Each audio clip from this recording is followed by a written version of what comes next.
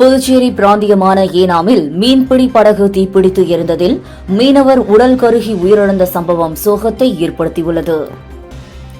புதுச்சேரி மாநிலத்தின் ஏனாம் பிராந்தியம் ஆந்திர மாநிலம் கோதாவரி ஆற்றங்கரையோரம் அமைந்துள்ளது. இங்குள்ள தரியாலா டீப்பா பகுதியில் உள்ள ஆற்றங்கரையில் அண்டை மாநிலமான ஆந்திராவை சேர்ந்த கமாடி கங்காதரி வயது 40 என்பவர் மீன்பிடி தொழில் செய்து வருகிறார்.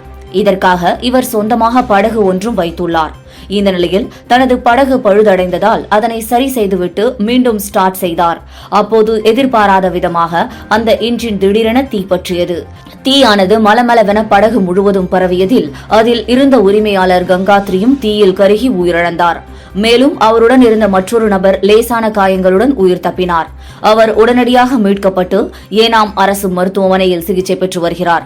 தகவல் அறிந்து சம்பவ இடத்திற்கு வந்த தீயணைப்பு வீரர்கள் படகில் எரிந்து கொண்டிருந்த தீயை அணைத்தனர்.